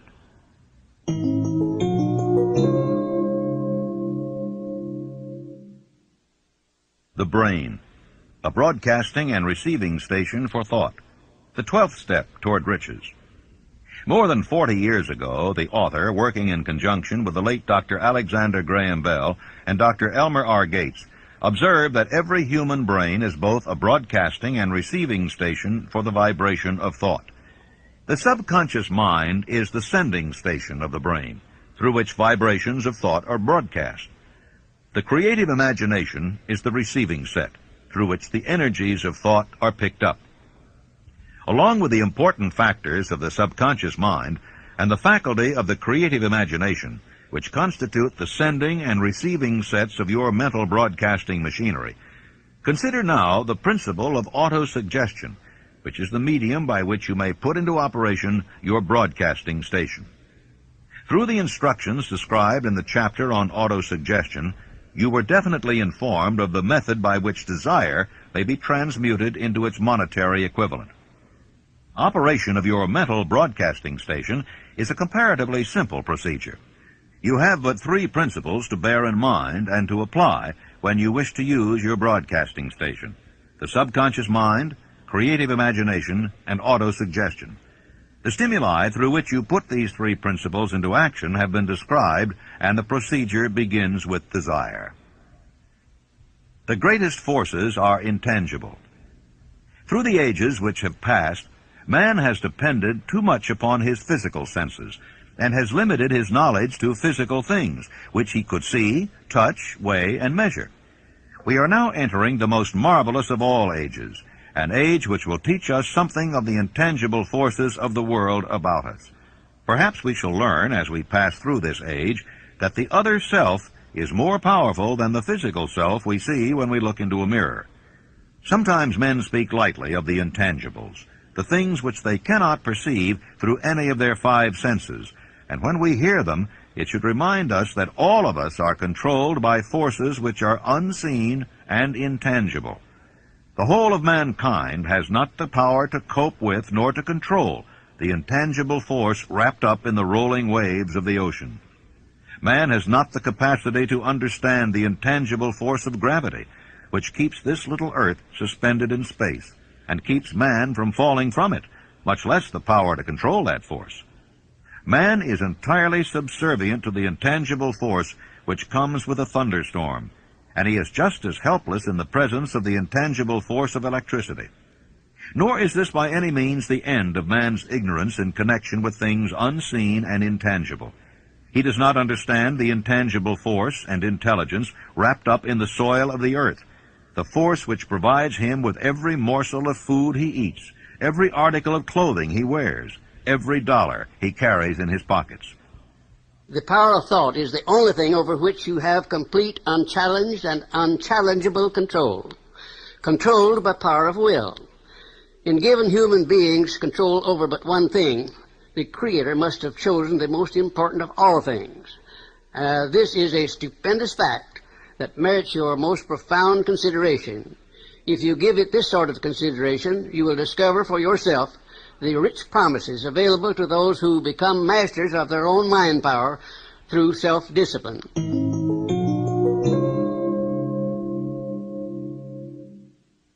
The sixth sense, the door to the temple of wisdom, the 13th step toward riches. The 13th principle is known as the sixth sense, through which infinite intelligence may and will communicate voluntarily without any effort from or demands by the individual. This principle is the apex of the philosophy. It can be assimilated, understood, and applied only by first mastering the other 12 principles. The sixth sense is that portion of the subconscious mind which has been referred to as the creative imagination. It has also been referred to as the receiving set, through which ideas, plans, and thoughts flash into the mind. The flashes are sometimes called hunches or inspiration. The sixth sense defies description. It cannot be described to a person who has not mastered the other principles of this philosophy, because such a person has no knowledge and no experience with which the sixth sense may be compared. Miracles of the sixth sense. The author is not a believer in, nor the advocate of miracles, for the reason that he has enough knowledge of nature to understand that nature never deviates from her established laws. Some of her laws are so incomprehensible that they produce what appear to be miracles. The sixth sense comes as near to being a miracle as anything I have ever experienced. This much the author does know, that there is a power or a first cause or an intelligence which permeates every atom of matter and embraces every unit of energy perceptible to man, that this infinite intelligence converts acorns into oak trees, causes water to flow downhill in response to the law of gravity, follows night with day and winter with summer, each maintaining its proper place and relationship to the other. This intelligence may, through the principles of this philosophy, be induced to aid in transmuting desires into concrete or material form. The author has this knowledge because he has experimented with it and has experienced it. Step by step through the preceding chapters, you have been led to this, the last principle. If you have mastered each of the preceding principles, you are now prepared to accept, without being skeptical, the stupendous claims made here. If you have not mastered the other principles, you must do so before you may determine definitely whether or not the claims made in this chapter are fact or fiction. Long before I had ever written a line for publication or endeavored to deliver a speech in public, I followed the habit of reshaping my own character by trying to imitate the 9 men whose lives and works had been most impressive to me. These 9 men were Emerson, Paine, Edison, Darwin, Lincoln, Burbank, Napoleon, Ford, and Carnegie. Every night, over a long period of years, I held an imaginary council meeting with this group whom I called my invisible counselors. I had a very definite purpose in indulging my imagination through these nightly meetings. My purpose was to rebuild my own character so it would represent a composite of the characters of my imaginary counselors. Realizing, as I did early in life, that I had to overcome the handicap of birth in an environment of ignorance and superstition, I deliberately assigned myself the task of voluntary rebirth through the method I have described above. Building character through autosuggestion. I knew, of course, that all men have become what they are because of their dominating thoughts and desires. I knew that every deeply seated desire has the effect of causing one to seek outward expression through which that desire may be transmuted into reality. I knew that self-suggestion is a powerful factor in building character, that it is, in fact, the sole principle through which character is built. With this knowledge of the principles of mind operation, I was fairly well armed with the equipment needed in rebuilding my character. In these imaginary council meetings, I called on my cabinet members for the knowledge I wished each to contribute. My method of addressing the members of the imaginary cabinet would vary according to the traits of character in which I was, for the moment, most interested in acquiring. I studied the records of their lives with painstaking care. After some months of this nightly procedure, I was astounded by the discovery that these imaginary figures became apparently real. Each of these 9 men developed individual characteristics which surprised me. For example, Lincoln developed the habit of always being late, and then walking around in solemn parade. He always wore an expression of seriousness upon his face. Rarely did I see him smile. That was not true of the others. Burbank and Paine often indulged in witty repartee which seemed at times to shock the other members of the cabinet. These meetings became so realistic that I became fearful of their consequences and discontinued them for several months. The experiences were so uncanny, I was afraid if I continued them, I would lose sight of the fact that the meetings were purely experiences of my imagination. This is the first time that I have had the courage to mention this. Heretofore, I have remained quiet on the subject, because I knew from my own attitude in connection with such matters that I would be misunderstood if I described my unusual experience. I have been emboldened now to reduce my experience to the printed page, because I am now less concerned about what they say than I was in the years that have passed. Lest I be misunderstood, I wish here to state most emphatically that I still regard my cabinet meetings as being purely imaginary, but I feel entitled to suggest that while the members of my cabinet may be purely fictional, and the meetings existent only in my own imagination, they have led me into glorious paths of adventure, rekindled an appreciation of true greatness, encouraged creative endeavor, and emboldened the expression of honest thought. Tapping the source of inspiration, Somewhere in the cell structure of the brain is located an organ which receives vibrations of thought ordinarily called hunches. So far, science has not discovered where this organ of the sixth sense is located, but this is not important. The fact remains that human beings do receive accurate knowledge through sources other than the physical senses. Such knowledge generally is received when the mind is under the influence of extraordinary stimulation. Any emergency which arouses the emotions and causes the heart to beat more rapidly than normal may, and generally does, bring the sixth sense into action. Anyone who has experienced a near accident while driving knows that on such occasions the sixth sense often comes to one's rescue and aids by split seconds in avoiding the accident. My original purpose in conducting council meetings with imaginary beings was solely that of impressing my own subconscious mind through the principle of autosuggestion with certain characteristics which I desired to acquire. In more recent years, my experimentation has taken on an entirely different trend. I now go to my imaginary counselors with every difficult problem which confronts me and my clients. The results are often astonishing, although I do not depend entirely on this form of counsel. The starting point of all achievement is desire. The finishing point is that brand of knowledge which leads to understanding, understanding of self, understanding of others, understanding of the laws of nature, recognition and understanding of happiness. This sort of understanding comes in its fullness only through familiarity with and use of the principle of the sixth sense. Before you can put any portion of this philosophy into successful use, your mind must be prepared to receive it. The preparation is not difficult. It begins with study, analysis, and understanding of three enemies which you shall have to clear out: indecision, doubt, and fear. The sixth sense will never function while these three negatives, or any one of them, remain in your mind. The members of this unholy trio are closely related. Where one is found, the other two are close at hand. The 6 basic fears. There are 6 basic fears, with some combination of which every human suffers at one time or another. Most people are fortunate if they do not suffer from the entire 6. Named in the order of their most common appearance, they are the fear of poverty, the fear of criticism, the fear of ill health. That's at the bottom of most of one's worries. The fear of loss of love of someone, the fear of old age, the fear of death. All other fears are of minor importance. They can be grouped under these 6 headings. Fears are nothing more than states of mind. One state of mind is subject to control and direction. Man can create nothing which he does not first conceive in the form of an impulse of thought.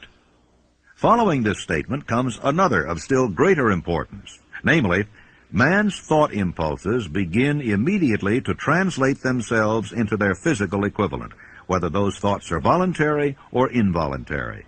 Thought impulses which are picked up by mere chance, thoughts which have been released by other minds, may determine one's financial, business, professional, or social destiny just as surely as do the thought impulses which one creates by intent and design. We are here laying the foundation for the presentation of a fact of great importance to the person who does not understand why some people appear to be lucky, while others of equal or greater ability, training, experience, and brain capacity seem destined to ride with misfortune. This fact may be explained by the statement that every human being has the ability to completely control his own mind. And with this control, obviously, every person may open his mind to the tramp thought impulses which are being released by other brains, or close the doors tightly and admit only thought impulses of his own choice. Nature has endowed man with absolute control over but one thing, and that is thought. This fact, coupled with the additional fact that everything which man creates begins in the form of a thought, leads one very near to the principle by which fear may be mastered. If it is true that all thought has a tendency to clothe itself in its physical equivalent, and this is true beyond any reasonable room for doubt, it is equally true that thought impulses of fear and poverty cannot be translated into terms of courage and financial gain. The 6 basic fears become translated into a state of worry through indecision. Relieve yourself forever of the fear of death by reaching a decision to accept death as an inescapable event. Whip the fear of poverty by reaching a decision to get along with whatever wealth you can accumulate without worry. Put your foot upon the neck of fear of criticism by reaching a decision not to worry about what other people think, do, or say. Eliminate the fear of old age by reaching a decision to accept it, not as a handicap, but as a great blessing which carries with it wisdom, self-control, and understanding not known to youth. Acquit yourself of the fear of ill health by the decision to forget symptoms. Master the fear of loss of love by reaching a decision to get along without love if that is necessary. Kill the habit of worry in all its forms by reaching a general blanket decision that nothing which life has to offer is worth the price of worry. With this decision will come poise, peace of mind, and calmness of thought, which will bring happiness. A man whose mind is filled with fear not only destroys his own chances of intelligent action, but he transmits these destructive vibrations to the minds of all who come into contact with him, and also destroys their chances. The devil's workshop.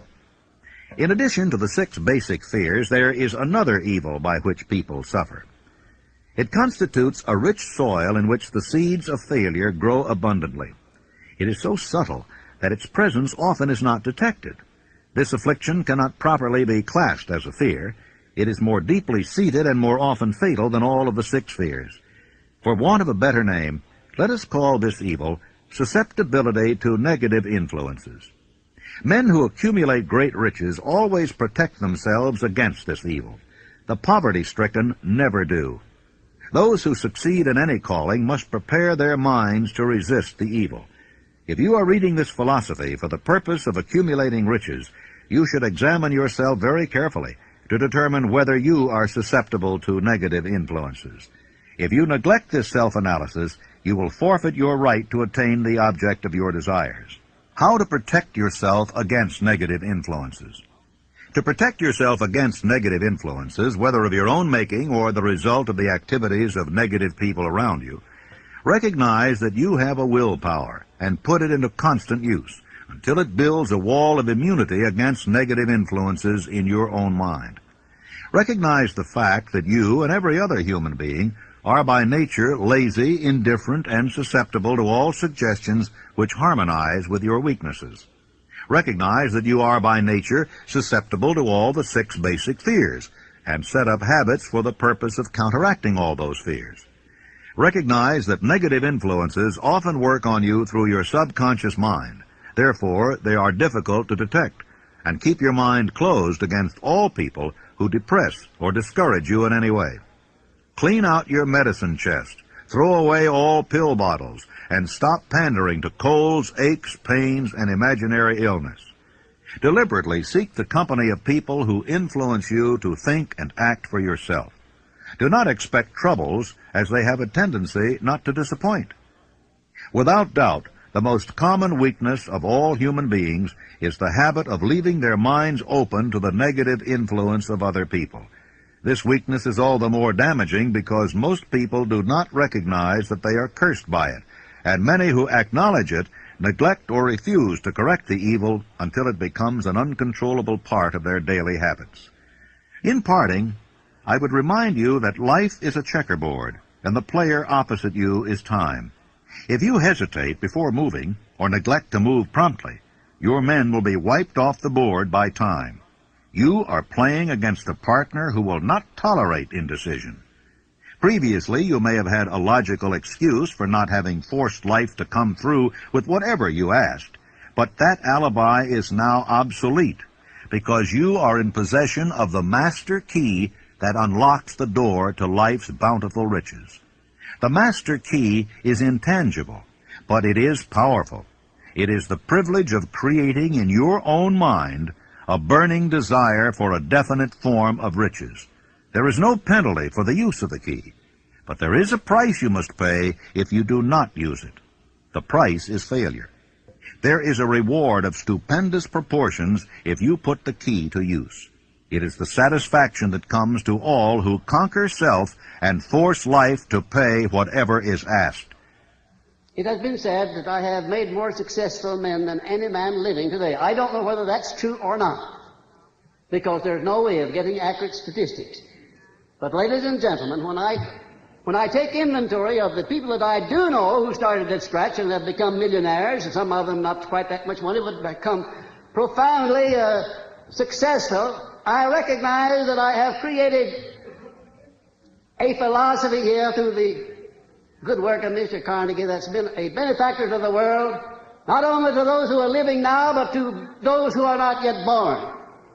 When Mr. Carnegie sold me on organizing this philosophy, he said, I'm going to give away my money before I die as fast as I can find ways and means of giving it away without doing damage. And as you of course know, he did just that.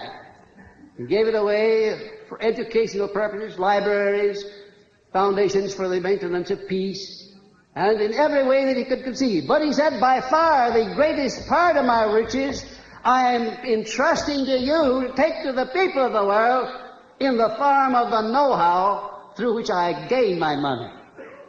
And he said, if you carry through the trust and perfect your job, as I sincerely believe you will, you'll live to see the time when you're far and away richer than I am, and when you will have made many more successful men than I have ever made. And ladies and gentlemen, when Mr. Carnegie made that statement, it was just too much for me to swallow.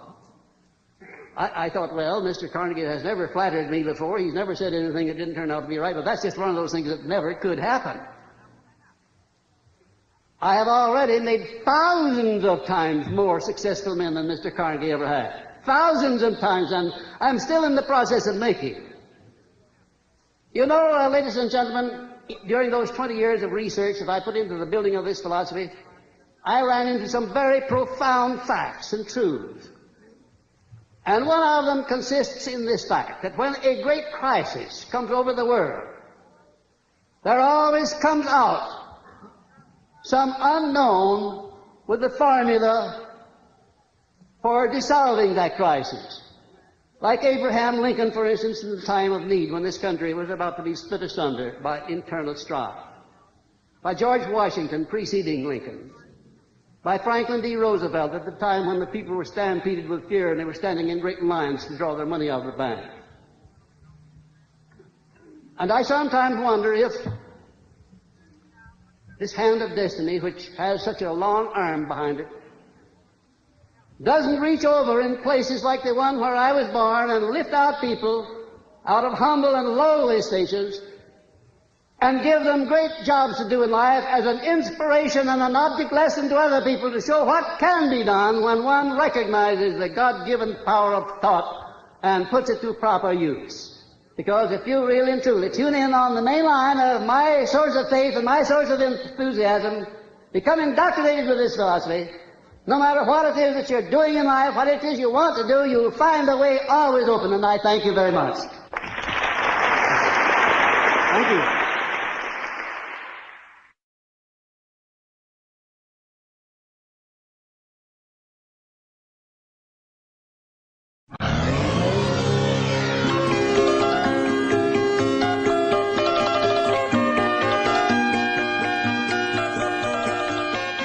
The following is an Audio Renaissance presentation.